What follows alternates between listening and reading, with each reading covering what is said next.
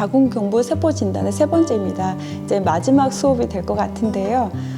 세포 진단에서 첫 번째 반응성 세포 변화, 두 번째 트리코모나스, 세 번째 캔디다, 네 번째 방성균, 다섯 번째 헤르피스 바이러스, 여섯 번째 질세균 분포 변화, 일곱 번째 직접 기입에 대해서 수업을 하도록 하겠습니다. 첫 번째 반응성 세포 변화입니다. 앞에서 말씀드렸는데 편평세포와 원주세포가 있는데요. 거기에 뭔가 이제 염증이랄지 자극이 일어나면은 우리 몸은 방어 체계로 돌아가게 됩니다. 그래서 그런 우리 몸이 그런 방어를 하기 위해서 세포가 변하게 되는데요. 이거는 우리 방어 체계를 높이기 위한 세포 변화이기 때문에 환자들한테 그렇게 크게 중요한 건 아니고요. 이대로 있으면 회복이 가능하기 때문에 그냥 치료하지 않아도 되는 부분입니다. 그래서 여기 보면은 이제 반응성 변화는 오른쪽 사진을 보시면 화살표로 지금 표현이 되는데요. 지금 세포가 원래는 이제 하나의 세포에 하나의 색으로만 나와야 되는데 이렇게 두 가지 색상이 나올 때가 있습니다. 이런 경우에 뭔가 이 세포 변화가 일어났구나라고 저희들은 판단을 내려서 반응성 세포 변화를 진단을 내려주고 있고요. 이거는 충분히 환자가 회복할 수 있다라고 이제 생각하시면 됩니다. 두 번째는 트리코모나스인데요. 아마 검진에서는 이제 검진에서는 그 검진하신 의사 선생님이 바로 약을 처방해 주지는 못하고요. 산부인과 같은 경우에는 이런 변명을 왼쪽 사진을 보시면 경부가 앞에서는 사과 모양처럼 예쁜 모양이었다면 지금은 그 빨간색에 점이 막 찍혀 있는 게 보일 겁니다. 그게 이제 자궁경부에 트리코모나스가 감염됐다라는 임상적인 소견이거든요. 그래서 산부인과 의사 선생님들 같은 경우에는 이런 굳이 이제 세포 검사하지 않아도 그 임상적인 소견만 가지고도 약을 처방하고 있습니다. 그런데 이 트리코모나스 같은 경우에는 성적으로만 감염이 일어나기 때문에 환자뿐만 아니라 상대 배우도 같이 약물 치료가 동시에 들어가야 되는 부분이 있습니다. 그러면 세포 진단은 어떻게 나오냐면 여기 보시다시피 이런 기생충인데 이 기생충이 네 마리가 지금 있는 게 보일 겁니다. 그래서 이런 서양배 모양의 핵이 있고 이런 기생충이 감염이 됐다라는 겁니다. 뿐만 아니라 우리 몸은 그거를 이제 이겨내기 위해서 방어 체계가 되는데요. 여기 화살표는 백혈구들이 모여 있어서 이런 균들을 이제 우리 세포 변화가 더 이상 일어나지 않도록 우리 몸이 방어 체계를 하고 있지만 이거는 우리 몸이 아무리 방어 체계를 한다 해서 없어지는 건 아니고요. 반드시 약물 치료를 해야지만 없어지는 균입니다. 세 번째 캔디다입니다. 캔디다는 이제 왼쪽 사진을 보시면 경부에 이렇게 하얀 분비물이 나오는데요. 그래서 저희들은 치즈 서비스라고 이야기하고요. 치즈 모양이다 해서 이 캔디다 같은 경우에는 면역이 떨어지면 생기는 거여가지고요. 귀의 감염이라고 하고 있습니다. 여기 세포에서는 이렇게 그 나뭇가지처럼 적색의 모양이 쭉쭉 뻗어 있는 게 보이는데요. 이런 게 캔디다의 이제 진균 모양이고요. 뿐만 아니라 이렇게 눈사람 모양으로 나오는 것도 있는데요. 이것도 마찬가지 캔디다입니다. 그래서 이 캔디다 같은 경우에는 특히 이제 여성분들 같은 경우는 이제 한 달에 한 번씩 마법에 걸리잖아요.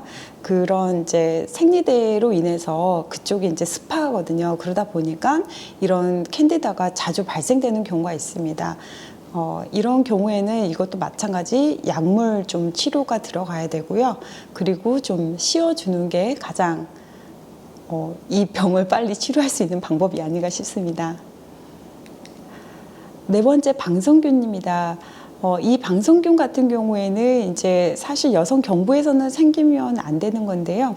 그런데 이 방성균은 사실 우리 편도, 여기 구강에 있는 편도가 있거든요.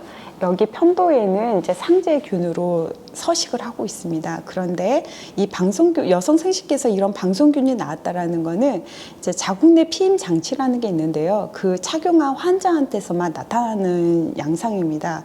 그래서 이런 균이 발견됐다라고 한다면 그 자궁 내 피임 장치를 이제 먼저 제거를 하고 그리고 항생제 투여를 하면 됩니다. 진단세포에서는 이렇게 우리 털이 뭉쳐져 있는 모양이고요. 오른쪽 사진 같은 경우에는 이제 저는 학생들한테 표현할 때 우리 여학 방청소할 때 머리카락 모으면 이렇게 안에는 이렇게 털 뭉치고 가장자리가 뻗어 있는 모양이 나오거든요. 근데 지금 그렇게 표현되진 않았지만 이제 그런 모양이 많이 보입니다. 그래서 털뭉치 아니면 또는 머리카락 뭉치를 생각하면 방송균이다라고 저희는 이야기하고 있습니다.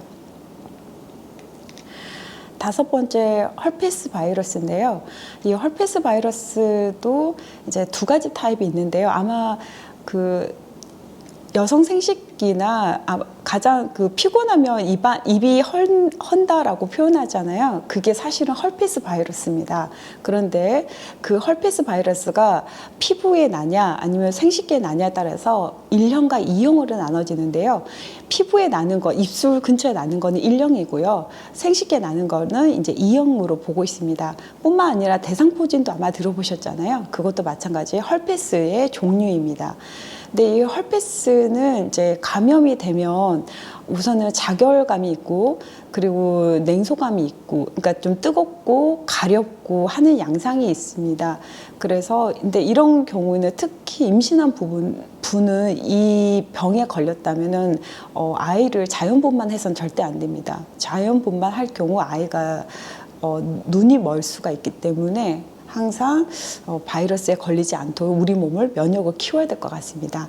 세포 진단에서는 이렇게 이제 이것도 1형, 2형, 그러니까 1단계, 2단계, 3단계로 나눠지는데요. 지금 동그라미 안에 있는 거 2단계입니다. 그래서 핵이 이렇게 다핵으로 변하고요. 그러니까 원래는 세포라면 세포질 하나에 핵 하나로 구성이 돼야 되는데요.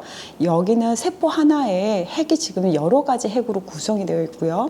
핵들이 서로 밀착되는 부분이 있습니다. 뿐만 아니라 이렇게 화살표는 이제 3단계로서 핵 안에 봉입체가 구성이 되어 있습니다. 그런 부분에 있어서 이런 세포 진단이 나왔다라고 하면 저희는 헐페스 바이러스로 보고 있고요. 사실 바이러스는 치료제라고 하기는 좀 어렵고요. 거기에 대한 이제 이거에 대해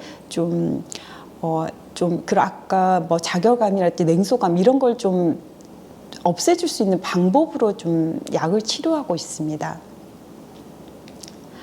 여섯 번째 질세균 분포 변화인데요.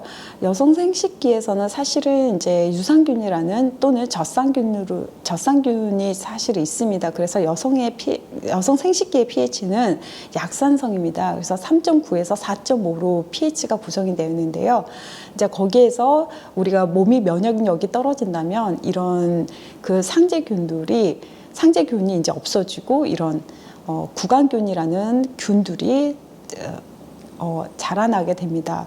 그런 경우에는 당연히 항생제 치료가 들어가야 되고요. 이게 세포 진단에서는 여기 보시면 세포 편평상피에 이런 균들이 올라가 있는 모양을 나타나고 있습니다. 그래서 이런 모양이 나오면 이제 저희는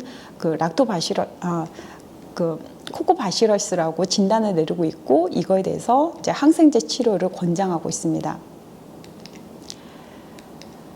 일곱 번째입니다. 이제 마지막인데요. 직접 기입인데 이제 왼쪽 사진을 보시면은 라디에이션이라고 이제 표현이 되는데 이거는 방사선 치료입니다.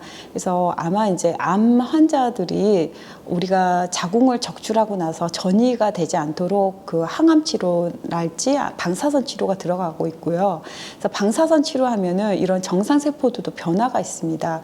그래서 반드시 보고서에 방사선 치료가 만약 하셨던 분들은 방사선 치료했다라고 문구를 적어 주셔야지만 우리가 이런 오진을 하지 않는 진단을 내릴 수 있습니다. 지금 사진을 보다시피 암세포랑 거의 흡사하게 나오기 때문에 이런 부분을 이제 라디에이션도 저희가 판독을 하고 있고요. 그리고 오른쪽 사진 같은 경우는 사이토메갈로바이러스라서 거대 핵세포 바이러스라는 건데요. CMV인데 지금 여기 보시면은 화살표 보면은 해간에 이렇게 큰 거대 봉입체가 보이는데요. 이런 봉입체도 마찬가지 바이러스에 의해서 이제 생기는 건데 사실 여성 생식기에서는 그렇게 자주 발생하는 부분은 아닙니다. 하지만 이런 경우에도 종종 나타나기 때문에 저희들은 이런 세포가 나타났다라고 하면 발견이 됐다면 CMV로 진단을 내려주고 있습니다. 지금까지 자궁경부암 검사 세포 진단에 대해서 여러분들에게 수업을 진행했는데요. 잘 이해가 되셨는지 모르겠습니다. 장시간 동안 들으셔서 감사합니다. 저는 김해대학교 임상변이과 박미수 교수였습니다. 감사합니다.